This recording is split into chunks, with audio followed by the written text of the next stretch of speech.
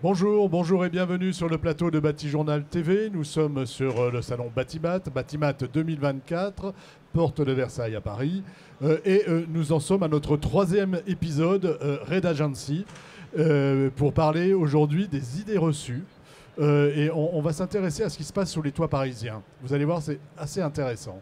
Avec moi pour en parler, Alexandre Rostand. Alexandre, bonjour. Bonjour Stéphane. Alexandre, vous êtes le directeur associé de Red Agency. Red Agency, en deux mots? Red Agency est une agence de communication spécialisée dans le bâtiment et la construction. Et donc ça tombe bien parce qu'on a les représentants d'un industriel connu du bâtiment, VM Building Solutions. Norman Erlin, bonjour.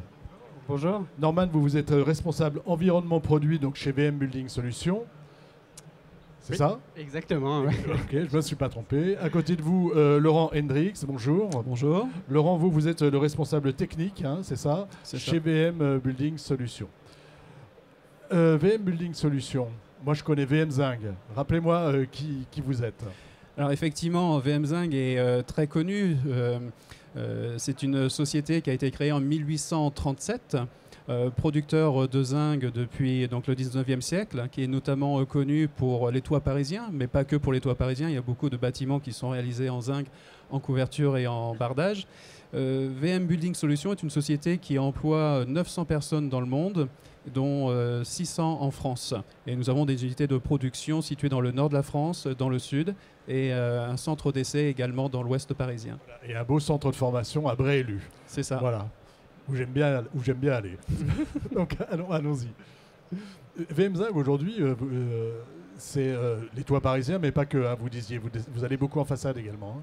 Et effectivement, traditionnellement, VM Zing est associé avec les toits de Paris. Effectivement, sur Paris, on a une très grande proportion de couverture en zinc. Ça, c'est grâce à la reconstruction après donc la deuxième moitié du 19e siècle. Mais on ne fait pas que des toits parisiens. Il y a beaucoup de bâtiments qui sont réalisés en couverture et en façade pour des bâtiments de type institutionnel, comme des écoles, des lycées, des collèges, des théâtres, ainsi que des résidentiels. Il y a beaucoup d'éléments donc de zinc qui sont utilisés en résidentiel, notamment en Bretagne, par exemple, pour ses qualités de résistance au vent et à la pluie. Et aujourd'hui, le zinc prend de la couleur. Effectivement, voilà. On change. Mais on n'est pas là pour parler des tendances, un produit.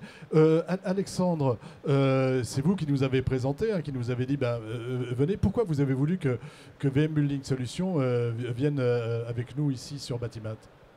Alors déjà, on accompagne VM Building Solutions depuis quelques années. Et effectivement, on avait, en tant qu'agence, un rôle aussi de remettre un peu les idées en place, en tout cas les idées reçues, de lever un peu justement tous les freins ou tout ce qu'on peut croire sur le zinc, et en particulier lié au confort thermique. Et donc on accompagne VM Building Solutions dans une communication pédagogique quelque part pour faire savoir et expliquer sur des bases concrètes d'études effectivement d'avoir cette démarche un peu didactique, pédagogique. Voilà. Alors on va être didactique et on va être pédagogique avec vous. La chose, c'est simple.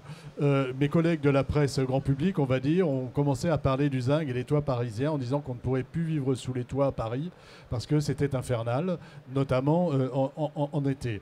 C'est un peu ça le problème. Enfin, le problème. En tout cas, c'est comme ça qu'est arrivée votre réflexion. Exactement. Pour nous, VM, on a eu en fait ça en deux vagues. On a eu une première vague avec l'arrivée de la RT 2012 et cette montée en compétence vraiment de toute la filière bâtiment sur qu'est-ce qu'était la thermique, comment ça fonctionnait, etc. Et suite à cette première vague, on avait déjà réalisé une étude avec un bureau d'études qui s'appelait Paillet, sur laquelle on a fait une deuxième étude. Mais là, je vais commencer cette première étude sur laquelle on s'était déjà posé la question, bon alors, quelle est la part du zinc, comment la lame d'air est intégrée, les aspects de surface, voilà, quelles sont vraiment ces sensibilités en fait avec nos systèmes. Et les conclusions de l'étude étaient que quand on associait le bons isolants qui vont bien avec les critères thermiques, on arrivait en fait à avoir un système qui n'est même plus prise en compte en fait dans la thermique bâtiment, donc qui est négligeable en fait par rapport à l'isolant. En gros, le zinc aujourd'hui, si on parle de confort thermique d'hiver, n'a aucun impact ou très peu d'impact finalement sur ce qui se passe à l'intérieur. C'est plutôt l'isolant et la manière dont on vit qui fait qu'on va être bon thermiquement, c'est ça Laurent ? Tout à fait.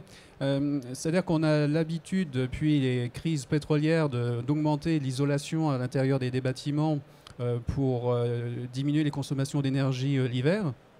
Et les dernières études que nous avons pu réaliser et qu'on peut voir également par le biais donc, des médias, c'est que cette même isolation qui est utilisée pour nous protéger l'hiver contre les pertes d'énergie est également utile l'été pour conserver la fraîcheur à l'intérieur du bâtiment. C'est un peu comme l'idée de la bouteille thermos en quelque sorte. C'est-à-dire qu'une bouteille thermos peut très bien garder le frais pendant quelques temps ou très bien le chaud.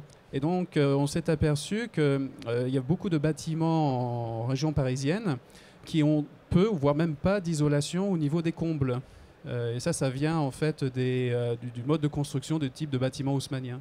Voilà. Donc on est beaucoup, là on a une belle image des toits de Paris et on a beaucoup entendu donc de dire que finalement sous ces toits de Paris aujourd'hui qui sont en zinc avec un brosi en ardoise, que ça ne fonctionnait plus pour le confort d'été. Or ce que vous dites, ce que vous avez cherché dans la deuxième étude dont vous allez nous parler, c'est que non, tout dépend de ce qui se passe sous le zinc. C'est ça. Exactement. En fait, on a voulu aller plus loin et se vraiment affiner et surtout pour pouvoir communiquer et grâce à Red Agency pouvoir avoir des éléments scientifiques en disant on n'avait pas envie non plus de se reposer sur les autres, on a envie vraiment d'avoir une étude spécifique qui répondait aux besoins du bâti parisien et notamment de l'haussmannien.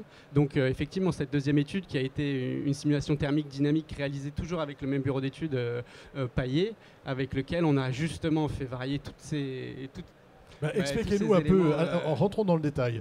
Expliquez-nous ce que vous avez cherché et ce que vous avez trouvé, mais comment vous vous y êtes pris, c'est-à-dire que vous avez fait des simulations en grandeur réelle, c'est ça ? En fait, c'est de la simulation thermique dynamique. En fait, c'est de la modélisation. Sauf que c'est une modélisation qui va un tout petit peu plus loin que juste le calcul thermique réglementaire. Et en fait, sur tous ces paramètres-là, nous, ce qu'on avait envie de voir, c'était l'impact du zinc là-dedans. Si effectivement la montée en température du zinc avait un impact sur effectivement la température à l'intérieur du parce que le zinc, si on pose sa main dessus qui fait 40 à l'extérieur, c'est très chaud et ça nous brûle, on est d'accord ? Exactement, et la nuit, à l'inverse, c'est très frais. Donc c'est effectivement un matériau qui a très peu d'inertie et donc du coup on a voulu voir un petit peu tout ce qui se passait dans l'haussmannien et donc les résultats en faisant varier effectivement si on mettait des volets. Voilà, expliquez-nous un petit peu, c'était en grandeur réelle, vous étiez sous les toits ? Alors non, c'est en fait un bâtiment réel qu'on a que vous avez remodélisé, exactement. Et vous lui avez mis des volets, vous lui avez enlevé les volets, vous l'avez rendu traversant. Exactement. Ou pas. Expliquez-nous ce que vous avez fait. Et à chaque fois, si vous voulez, par exemple, si j'ai un appartement qui n'est pas traversant, qu'est-ce qui se passe ? Alors on s'est rendu compte que la différence entre du traversant et du non traversant, pour la température à l'intérieur du bâtiment, il n'y avait pas une grande différence. Parce qu'en fait, on arrivait quand même assez vite à une homogénéisation de la température entre l'extérieur et l'intérieur. Alors effectivement, on a une vitesse de vent qui est quand même différente quand on peut, et du coup une sensation de fraîcheur qui est plus grande, mais en termes de température, la différence n'est pas très grande. La problématique de Paris, c'est surtout de pouvoir ouvrir ses fenêtres, justement pour pouvoir rafraîchir. Et ça, c'est un geste qui malheureusement, sur la région parisienne ou même dans le nord de la France, on n'a pas trop ces habitudes-là. Voilà, c'est pas comme dans le sud. Exactement. Et puis on a un autre problème à Paris, c'est le bruit. Ah, c'est le bruit, oui, on a effectivement les moustiques, les choses comme ça. C'est effectivement les problèmes vraiment parisiens. Ça, les moustiques, ils sont aussi dans le sud. Hein. Ah oui, non, ça c'est sûr. Mais on sait très bien que dans le sud, par exemple, c'est assez classique de se calfeutrer la journée, de fermer les volets, d'éviter que le soleil rentre par les fenêtres et justement de réouvrir et de faire un courant d'air la nuit, effectivement. Et là, ce que vous découvrez, c'est que finalement, sur les toits parisiens, sous les toits parisiens, dans les mansardes, il n'y a pas de volets. Ah, il y a absolument, c'est très très rare en tout cas d'avoir des volets dans le bâti parisien. On peut voir sur les photos, c'est quasi même inexistant. Et c'est surtout l'isolant. On se rend compte qu'il y a encore énormément, et ça Laurent peut Oui, donner on va y venir. Hein, peut-être plus de chiffres, mais c'est en fait le bâti parisien, il y a encore énormément de passoires thermiques, et même pas que de passoires thermiques, des bâtiments où il y a zéro isolation. Hein, donc, voilà, des bâtiments où il y a zéro isolation, ou si c'est isolé, c'est pas très bien isolé. Donc ce qui fait que les gens qui sont dessous, ça chauffe, mais c'est pas à cause du zinc. Ah non, c'est en fait, parce qu'on n'a pas fait le travail, c'est ça? Là, ça peut être n'importe quel type de couverture. Hein, c'est vraiment pas lié juste au zinc. Hein, c'est que il fait chaud si on n'a pas d'isolant. Là, ça chauffe en dessous, hein, forcément. L'idéal, Laurent, parce que j'imagine qu'après vous avez tiré des leçons, et vous êtes. L'idéal, c'est quoi en termes d'isolation, en termes de mise en œuvre et en termes de protection solaire? Est-ce que vous avez un idéal à nous donner pour éviter justement pour qu'il fasse bon en hiver, hein, que je n'ai pas à surchauffer mon appartement, et puis pour qu'il fasse bon en été, quoi, parce que ça devient un vrai souci. Hein. Alors l'idéal, ça serait d'avoir des stores automatiques qui montent et qui descendent en fonction Stores extérieurs? Des stores extérieurs automatiques, absolument, parce que les stores intérieurs n'apportent pas le même confort. Pourquoi? Parce que le soleil peut rentrer malgré tout à travers les fenêtres, on a un effet de serre. Donc il faut absolument que les stores soient à l'extérieur pour avoir le meilleur confort possible. Et que ces stores soient amovibles, peuvent être fermés ouverts ou fermés, suivant le taux d'ensoleillement que l'on a à ce moment-là. Donc ça, c'est le premier élément, parce qu'il faut savoir qu'une fenêtre qui n'est pas occultée, eh bien, laisse passer de l'énergie à peu près, c'est l'équivalent d'un petit radiateur. C'est un radiateur l'été et c'est un radiateur froid, un frigo l'hiver. Exactement. Hein. Donc le store, il peut aussi servir en hiver, ou le volet, pour protéger la fenêtre et ne pas avoir cette paroi froide. Exactement. Ou au contraire, laisser relever le store pour laisser rentrer la lumière qui va chauffer l'intérieur du bâtiment. Donc l'utilisation des stores et surtout la motorisation des stores, c'est un élément très important qui permet d'améliorer. Pas simplement au niveau des derniers étages, mais également sur la totalité du bâtiment. Bien sûr. Mais alors nous, on s'intéresse vraiment à ce qui se passe sous la mansarde. Hein. Effectivement.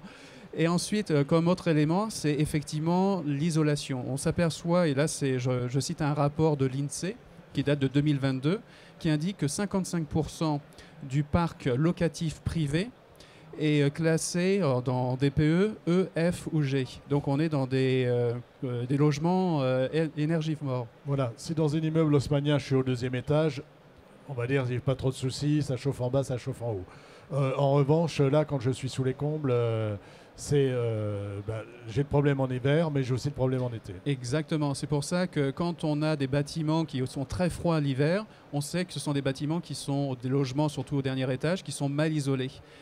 Donc, si on consomme beaucoup d'énergie pendant l'hiver, ça veut dire que pendant l'été, on ne va pas profiter de l'isolation, parce qu'il n'y en a pas. Et c'est pour ça que la chaleur va rentrer beaucoup plus rapidement que s'il y avait une isolation. En gros, il faudrait quoi comme type d'isolant ? Et comme on parle de R, hein, de résistance thermique, qu'est-ce que vous préconisez? Est-ce que vous avez une préconisation spécifique là-dessus, en disant un conseil à donner? Alors ça dépend vraiment après du bâtiment. Nous, on n'est pas spécialiste justement de cette couche d'isolation, mais tout ce qu'on sait, c'est qu'en respectant les normes en vigueur pour toutes les réglementations thermiques, et notamment la RE 2020 actuellement, le zinc, en fait, après, il a quasi plus d'importance en fait, sur la thermique. Après, il vit sa vie à condition qu'il soit bien posé quand même, qu'il y ait une lame d'air. Absolument. Rappelez-nous l'importance de cette lame d'air qu'il y a entre le complexe isolant et le zinc. Alors, traditionnellement, les bâtiments haussmanniens, donc les bâtiments en mansarde où on a un brisé et un terrasson, le zinc est posé sur de la volige en bois. Et cette volige est posée sur des chevrons, donc sur la charpente. Sous cette volige en bois, on est obligé de mettre une lame d'air, enfin un espace d'air, avec une entrée d'air à l'égout, donc en bas de pente, et une sortie d'air en haut, ce sont les fameuses chatières. Voilà, pour avoir une circulation d'air. Pour avoir une circulation d'air, il faut évacuer l'air, qu'il soit froid ou qu'il soit chaud. Tout à fait. Et l'évacuation, ça permet en fait d'assécher la volige. Il faut que la volige soit toujours sèche. On ne veut pas que la volige devienne humide. Donc la ventilation sert principalement à cela. Mais ça, pendant les périodes de canicule, cette ventilation permet également d'évacuer une partie de la chaleur qui est entrée dans le bâtiment. Donc cette lame d'air qui fait l'interface, on va dire, elle est très importante. Il y a un DTU. Il y a un DTU. Et ce DTU, qu'est-ce qu'il dit par rapport à la lame d'air? Alors le DTU indique, c'est le DTU 4041, qui impose en fait une surface d'ouverture et de fermeture en fonction du type de couverture. Donc quand on est sur des combles comme celle-ci, on est avec une surface de ce qu'on appelle 1/3 millième, c'est-à-dire qu'on doit avoir une entrée d'air qui doit être équivalent de 1/3 millième de la surface projetée de la couverture. De la couverture. Les couvreurs parisiens, en général, ils sont très bons. Ils connaissent ça par cœur, on est d'accord? Ils connaissent ça très bien, oui. Ils doivent le connaître. Ils doivent le connaître. Voilà. La difficulté, c'est ce qui se passe en dessous. Il y a un autre aspect quand on veut isoler sous les toits parisiens, c'est l'épaisseur. Moi, j'ai rencontré des architectes qui me disaient on utilise des isolants minces, pas des isolants conventionnels type laine de roche ou laine de verre qui sont beaucoup plus épais. L'isolant mince, ça fonctionne avec le zinc à condition qu'on ait cette lame d'air, toujours. Alors effectivement, nous, sous la volige, on a toujours l'obligation d'avoir cette lame d'air qui est variable en fonction si on est en comble perdu ou comble fermé. Mais tout ce qui est donc au niveau de l'isolation, elle est située sous cette lame d'air. Donc à partir du moment où cette lame d'air est conservée, le zinc aura ne va pas subir en fait les problèmes qu'on pourrait peut-être avoir avec les isolants. Donc on peut mettre les isolants qui sont autorisés par le marché. Et Norman, j'en viens vers vous. Le résultat de vos études, c'est que le zinc finalement a très peu d'impact sur la surchauffe ou sur l'isolation en hiver, à condition que dessous on soit bien isolé. Exactement. Et je pense qu'on en reparle pas mal maintenant à Batimat de toutes ces études, et notamment la nôtre confirme que nos systèmes, en tout cas si c'est de l'habitat, il faut absolument que ça soit isolé, sinon ça devient invivable. Ouais. Donc je peux garder le zinc à Paris, je ne suis pas obligé de le peindre en blanc. Ah non, non, pas du tout. Et je garde cet aspect-là qui est normalement immuable. Qu'on aime beaucoup, nous, en tout cas. Qu'on aime beaucoup. Donc, qu'est-ce que je dis à mes collègues de la presse grand public? En fait, ils ont déjà fait un très beau travail parce qu'effectivement, il y a quelques années, il y avait des articles qui étaient très négatifs contre le zinc. On parlait même de remplacer le zinc par des couvertures en tuiles. Depuis, il y a eu beaucoup d'évolutions parce que les journalistes se sont interrogés, ils ont posé des questions à des spécialistes de la thermique du bâtiment. Je pense notamment au CSTB, l'ADEME et autres organismes qui sont spécialisés dans tout ce qui est énergétique.